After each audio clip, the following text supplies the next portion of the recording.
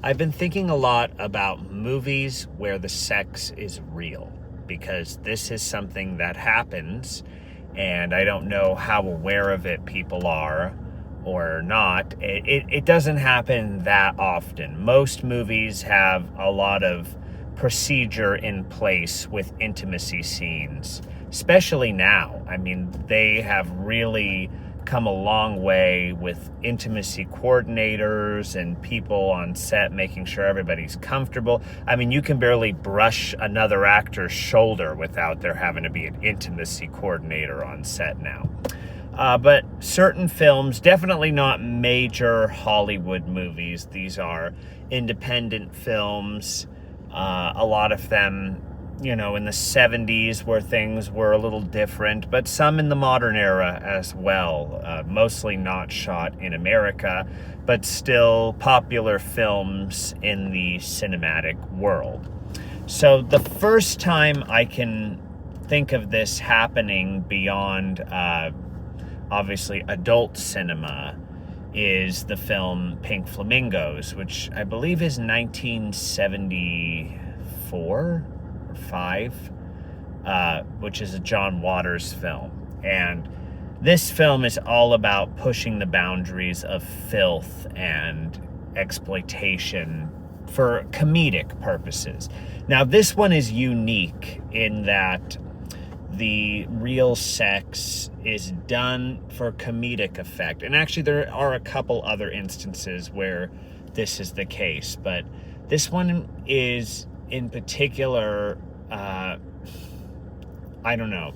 There's a scene between Divine, who is a drag performer, infamous drag performer, and her supposed son in the film, and she performs an oral feat on him, and that is real, and it's definitely a hilarious scene, and two consensual actors of age in an independent film, it doesn't bother me. The scene that gets to me, and I think gets to a lot of people, is the scene where Divine's son and a woman are having intercourse, and there's a chicken involved.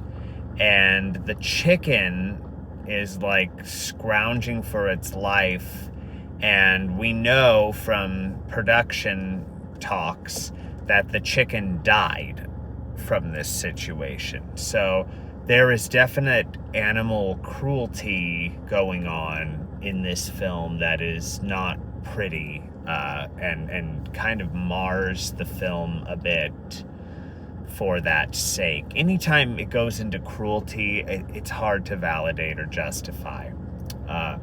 Now, again, this movie, I love John Waters movies, and I think he's such a brilliant director, and this one really put him on the map, and it just shocked people in a way. They had never seen anything like this in the 70s, and it played the midnight movie circuit along with films like Rocky Horror and Eraserhead and Night of the Living Dead, and it sort of had that audience attached to it.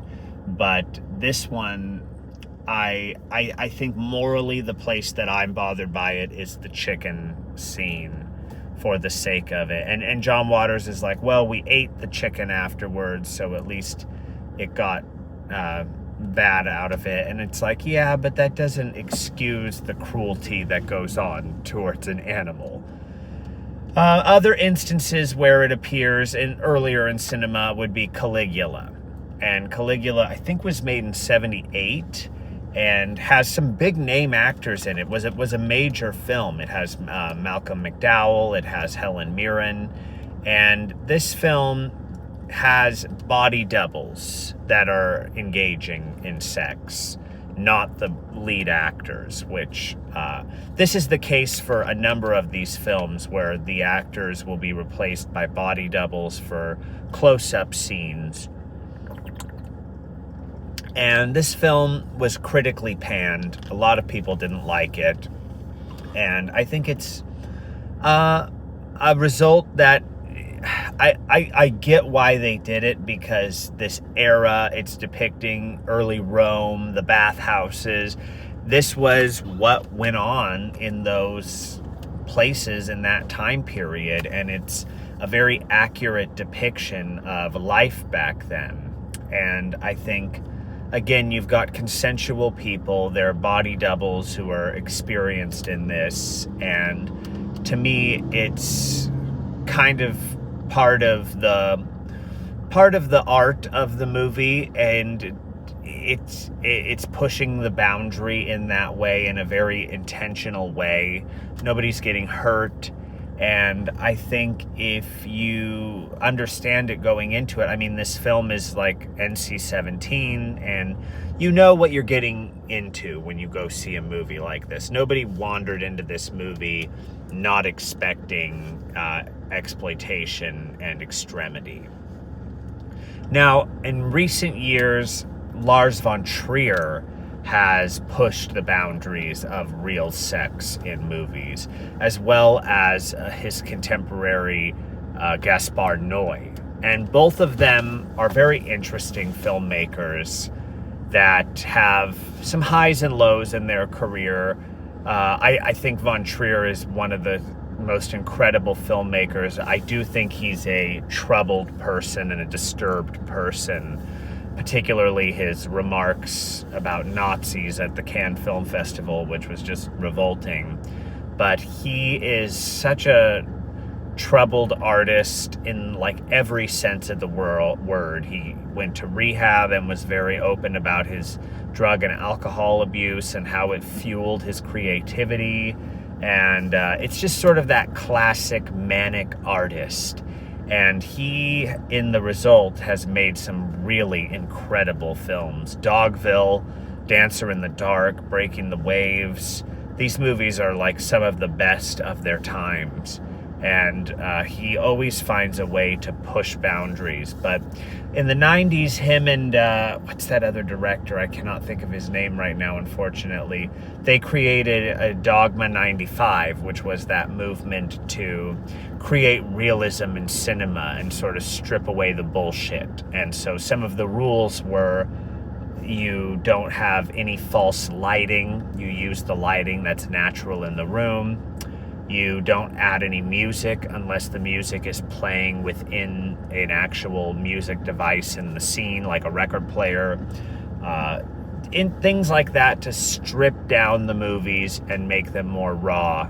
And one of the things he also experimented with was real sex, and he did it in his film The Idiots, which is another instance where it's done in sort of a comedic sense. And this movie is not quite at the level of some of his other works.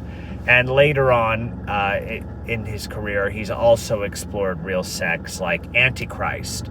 And he used body doubles in the opening scene of Antichrist for a couple of hardcore shots. Now, I find the opening to this film to be really powerful and sort of operatic. And I think this case, it's sort of like, okay, you had a couple of shots of real sex. It's edgy. It's not really necessary. I think we could have got pretty much the same effect out of this scene without the shots, although it does heighten the intensity as anything like that would. And he's just such a visceral artist that of course he would want to include those sorts of things. He pushes the boundaries of violence, of sexuality, of like disturbing depression, and the whole movie is doing that to an excess later on. But again, I think there's consensual stuff going on. It's not like some major Marvel movie where this is happening. These are actors who are signing up for an art house film, and it's similar to nudity or anything like that. You are sort of giving yourself over to higher art. Now, on a personal level, I would not be interested in ever doing something like that. I think it does toe the line of being adult cinema, although it doesn't have the sort of lean into the nature of that adult cinema. Adult cinema wants you to be getting off on what's going on, whereas this is more, it is art. It's like a coffee table book as opposed to hardcore imagery, and it lives in a different category than that. And I think it's important to separate the two and understand the difference. That doesn't mean that I would ever want that or endorse that on a scale other than the instances that these things are happening, or saying, oh, we need to push movies in terms of like big budget movies to do something like this. I don't think it's necessary. I just think if an artist is really trying to experiment or do something, they should be allowed the room to do that. So I think in this case, like I said, it's okay. Now, Gaspar Noi, his films really push the boundaries of disturbing to a whole other level, particularly Irreversible and Enter the Void I just watched. And his films have a little bit of, I would say, a pacing issue, if there was one thing I would critique. Enter the Void was brilliant on so many levels, but like could have been a 40-minute short film, and instead it's a 2-hour and 40-minute film, and it's completely unnecessary.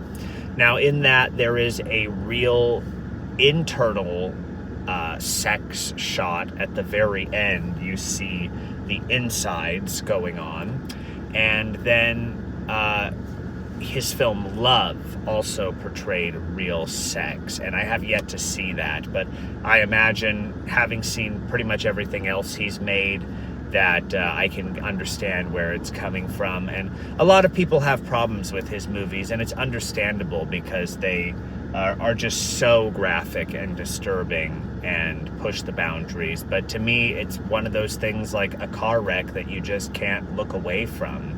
And there's so much art going on, and he's so unique. You'll never see a film like the things that he makes. And, you know, he's French, and the French are a little different. So I'd love to know in the comments what people think about real sex in movies. Do you think it's necessary? Do you think it's taboo? Also, subscribe to this channel. I'm just giving my thoughts here in my car, waiting for my wife to come. And we are, yeah, I think that's most of my thought. Oh, also The Brown Bunny is another film with real sex that is under a lot of controversy. Vincent Gallo with a real oral scene in it. And, you know, he's just had some weird past things in his career. But what are you going to do?